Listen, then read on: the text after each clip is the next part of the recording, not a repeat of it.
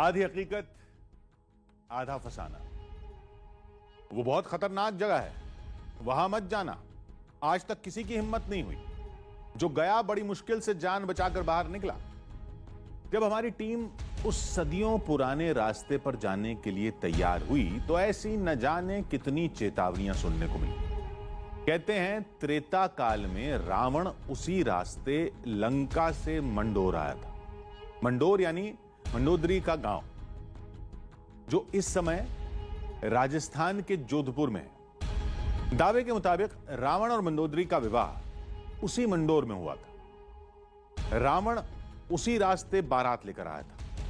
मंडोर के लोग कहते हैं उस सुरंग में एक चमक दिखती है जो पाताल लोक के नागमणि की है। ऐसी न जाने कितनी कहानियां सुनने को मिलती हैं और इन्हीं सब बातों का पता लगाने के लिए हमारी टीम अंजाम की परवाह किए बगैर उस गुफा में घुस गई।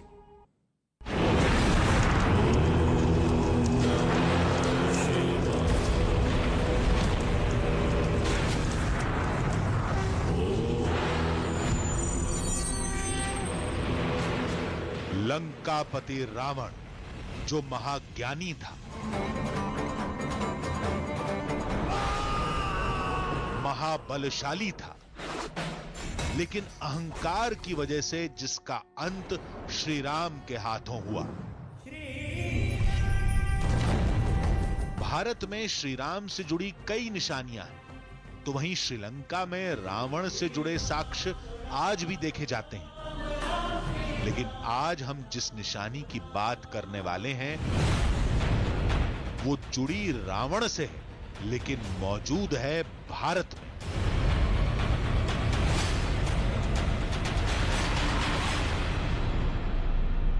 आप हिंदुस्तान के किसी भी कोने में चले जाइए, आपको रामायण से जुड़े साक्ष्य, रामायण से जुड़ी कहानियां जरूर मिल जाएंगी। और इस वक्त मैं मौजूद हूं राजस्थान के मंडोर में, और ये बोर्ड देखकर आपको अंदाजा हो गया होगा कि इस जगह का सीधा ताल्लुक है रावण की रानी मंडोदरी से। मान्यता ये है कि ये रावण की ससुराल थी, एक ऐसी जगह जहां पर रावण शादी करने के लिए गुफा के रास्ते से होता हुआ आया था। वो गुफा आज भी मौजूद है और कहा यह भी जाता है कि उस गुफा में मौजूद है रावण की एक मणि जो इतनी ज्यादा चमकती है कि कई किलोमीटर दूर तक उसकी रोशनी दिखाई देती है। क्या है इस गुफा की हकीकत और क्या वाकई इस गुफा में वो मणि मौजूद है, यही देखने के लिए हम मंडोर में हैं। देश में मंदोदरी के गांव का दावा कई जगहों पर होता है, जिसमें सबसे पहला नाम आता है मध्य प्रदेश के मंदसौर का। दूसरी कहानी जुड़ती है दिल्ली के पास मेरठ से, लेकिन सबसे सटीक दावा माना जाता है जोधपुर के मंडोर का। यह पूरा इलाका एक पहाड़ के नीचे था, जहां देवी का मंदिर था, हनुमान जी की मूर्ति थी और वो गुफा जिसके रहस्य का पता लगाने के लिए हम आए थे। लेकिन एक बात चौंकाती है, जिस जगह से रामायण की इतनी बड़ी कहानी जुड़ती है वहां सन्नाटा पसरा था। बहुत अजीब बात है कि जिस रावण ने सोने की पूरी नगरी बसाई हो, वो जब शादी के लिए आए ससुराल तो ये कितने छोटे से रास्ते से आए। ये उस गुफा का मुहाना है, रास्ता है, जिसके बारे में दावा किया जाता है कि रावण मंडोर जो है इस गुफा के रास्ते से आया था, क्योंकि वो पुष्पक विमान से नहीं आ सकता था, क्योंकि उसे श्राप मिला हुआ था।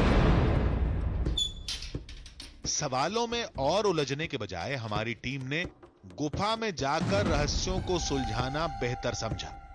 दूसरे मुहाने तक पहुंचते ही सच्चाई खुद दुनिया के सामने आ जाएगी। अब हमारी टीम रावण की गुफा में थी, जो किसी भूल भुलैया से कम नहीं थी। गुफा में भूल भुलैया है, ये बात बहुत सारे लोगों ने कही थी, लेकिन यहाँ आकर एहसास होता है कि उस भूल भुलैया का मतलब क्या होता है। अब देखिए, नीचे में आया, आके करीबन थोड़ा मैं आगे आया हूँ, मुझे नहीं पता कितना डिस्टेंस में आ गया हूँ, लेकिन 4 रास्ते अब फिर मुझे दिखाने देने लगे। यहाँ पर एक रास्ता है, एक रास्ता यहाँ पर है, एक रास्ता यहाँ पर है और एक रास्ता इधर है। अब किस रास्ते से आगे बढ़ना है और कौन सा रास्ता कहाँ लेके जा रहा है, इसके बारे में हमें कोई अंदाज़ा नहीं है। रोशनी ऐसा आई सेड के यहाँ पर कोई है ही नहीं, तो आप ये उम्मीद ही मत रखिए कि आपको कोई भी एहसास होगा कि कहाँ जाना है। तो रैंडमली चुनना है। अब हो ये जा रहा है, जैसे अभी मैंने पहले भी महसूस किया कि एक रास्ते से घूम के मैं निकला हूँ और वापस उसी स्पॉट पर पहुँच गया हूँ जहाँ से मैंने शुरू किया था। मतलब ये सारी गुफाएं जो है ना, एक मेज़ की तरह है, आपस में कनेक्टेड है, एक के ऊपर एक, सारे रास्ते कनेक्टेड हैं। तो कुछ पता नहीं चल रहा है, फिर भी चूज करते हैं किस पे, इस पे चलते हैं। हर तरफ अंधेरा था, हर कोने पर चमगादड़ों का साम्राज्य था। आगे जाने पर रास्ता और तंग हो गया। इस गुफा ने हमें घुटनों के बल बैठा दिया।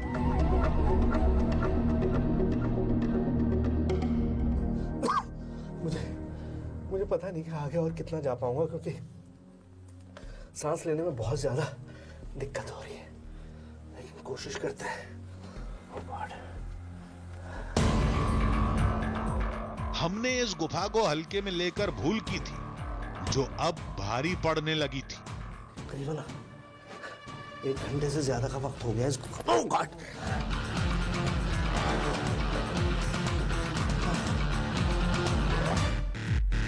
अब इन हालात में आगे बढ़ना सही नहीं होगा। कुछ सोचकर फिलहाल हमारी टीम ने कदम वापस लेने में ही भलाई समझी।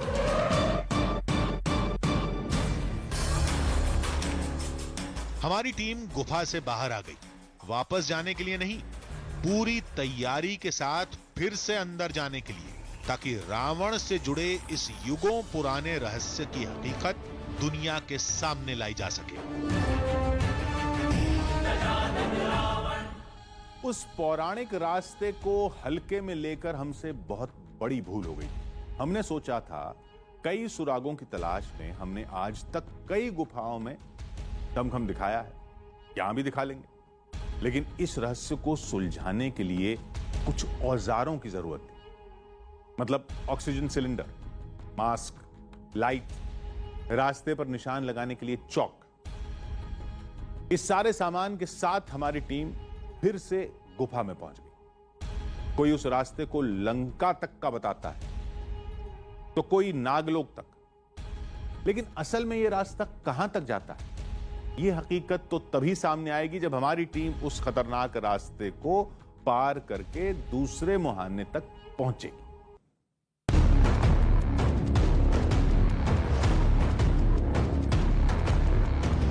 पौराणिक कथाओं के रहस्यों से भी ज्यादा गहरी थी ये गुफा, जिसे लोग रावण की गुफा का नाम देते हैं। अंदर जाने के लिए जो औजार चाहिए थे वो हमारी टीम के पास आ चुके थे।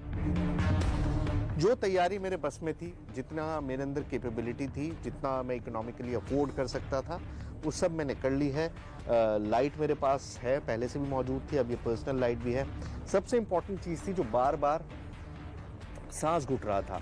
अंदर जब आप गहराई में जाते हैं और ज़्यादा अंदर जाते हैं, 2-1 किलोमीटर अंदर जाने के बाद सांस लेना बड़ा मुश्किल हो जाता है। तो सांस के लिए अब ये दोनों चीज़ें मौजूद हैं, ऑक्सीजन सिलेंडर भी है और गैस मास्क भी है, तो ये ठीक रहेगा, कोशिश करेंगे। और इसके अलावा जो एक इम्पॉर्टेंट प्रॉब्लम फेस कर रहा था वो ये थी कि भाई रास्ते का नहीं पता चल पा रहा था। आप एक रास्ते से जाते हैं, भूल भुलैया की तरह है, दूसरा रास्ता निकल आता है। तो ये चौक लेकर आया हूँ, कोशिश करूँगा कि मैं मार्क करता चलूँ अपना रास्ता, ताकि मुझे पता रहे कि भाई यहाँ से रास्ता है, इससे आगे जाना है, इससे आगे नहीं जाना।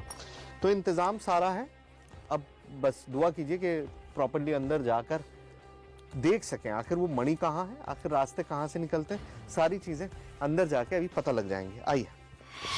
अब हमारी टीम हर खतरे के लिए तैयार थी। अंदर हमने अपनी यात्रा वहीं से शुरू की जहां खत्म की थी।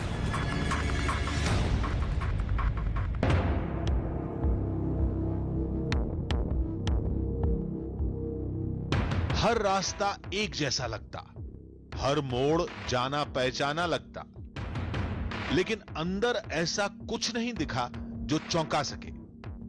जो मणि की बात हो रही है, रोशनी की, रोशनी यहाँ पे मुझे अभी तक कोई रोशनी नहीं दिखाई दी है। जो भी रोशनी है, मतलब यहाँ इतना घुप अंधेरा है कि अगर 1 सेकंड के लिए भी एक कैमरे की लाइट या मेरी ये माउंट लाइट ये बंद हो जाए तो कुछ भी नहीं दिखेगा, कुछ भी। हाथ को हाथ नहीं सुहाता वाली जो कहावत है कि आपको अपना हाथ नहीं दिखाई देगा, इतना ज्यादा घुप अंधेरा है। तो मणि जो है, जो मणि है, चमक वाली मणि, वो यहाँ पे अभी तक मुझे तो नहीं मिली।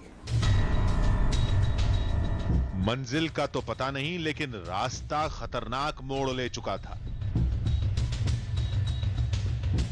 रावण की यह गुफा अब हमारी समझ से बाहर होती जा रही थी।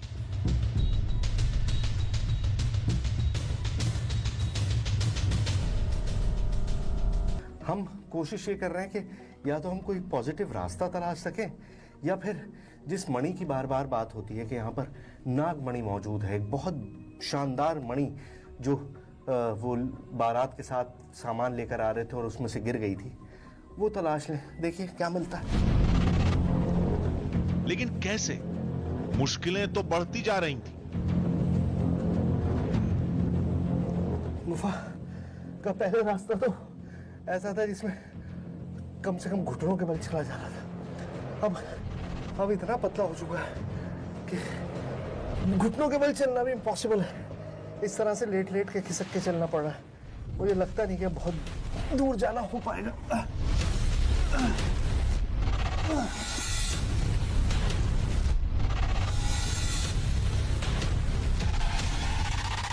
रावण की इस गुफा में मैं अब एक बिल्कुल डेड पॉइंट पे पहुंच चुका हूँ।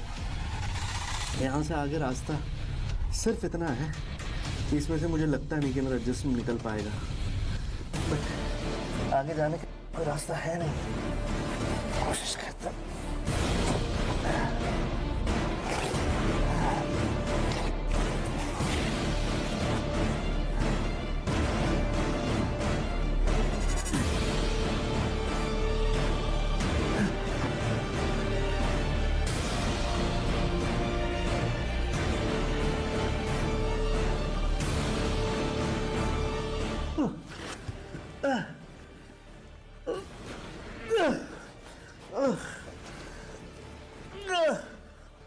Oh God.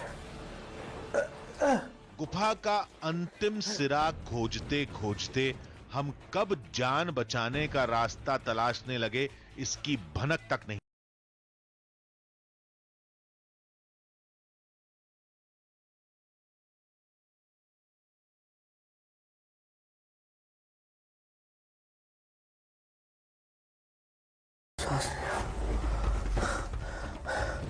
ऐसा लग रहा किसी ने लंग्स को कंप्रेस कर दिया। हाँ।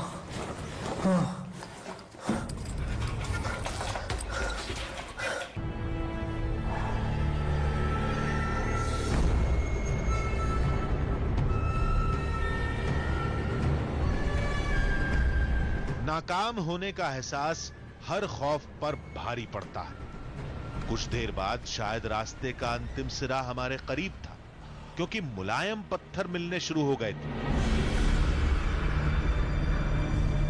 जैसे जैसे आगे बढ़ते हैं, रॉक फॉर्मेशन जो है वो बहुत कमज़ोर होता जाता है। अभी आप देखिए, बिल्कुल इस तरह की बुरबुरी मिट्टी की तरह ये पत्थर है। अगर ये आप आगे बढ़े और आपके इस मूवमेंट से, हज़ारों सालों से कोई यहाँ पर आया नहीं है, और आपके इस मूवमेंट से ये पत्थर गिर गए, तो आपका रास्ता बंद हो सकता है। आप हमेशा के लिए, अपनी मौत तक आपको यहीं पर, ये मतलब आपकी कब्र बन जाएगी और आप यहाँ से बाहर नहीं निकल पाएंगे। तो ये सबसे बड़ा खतरा है। अब आप सोचिए, मेरी टीम में 3 लोग हैं, हम 3 लोग उन लोगों से गुजर रहे हैं जहाँ पे हो सकता है 1000 साल से कोई ना गुजरा हो। ऐसे में हल्का सा मूवमेंट, हल्की सी आवाज़ भी पत्थरों को ऐसा बुरादा बना देती है। इस तरह से पत्थर गिरने लग जाता है।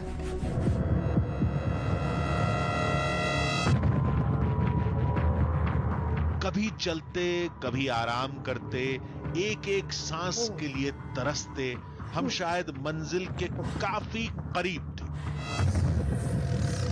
तभी एक हादसे ने हमारे रोंगटे खड़े कर दिए। गिर गया, जल्दी आओ, जल्दी। सुनील, ए सुनील, सुनील, सुनील, सुनील, सांस पानी मार, पानी। सुनील, पानी मार, पानी। सुनील, क्या हुआ भाई तुमको? सुनील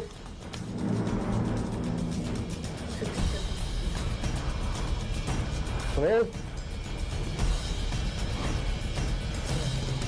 सुनील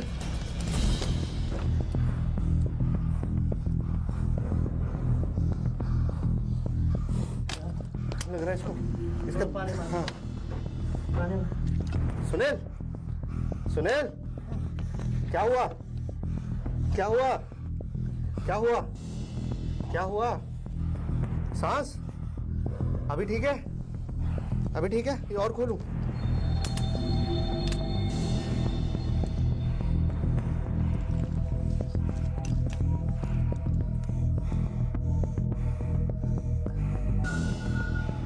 क्या हुआ क्या था हैं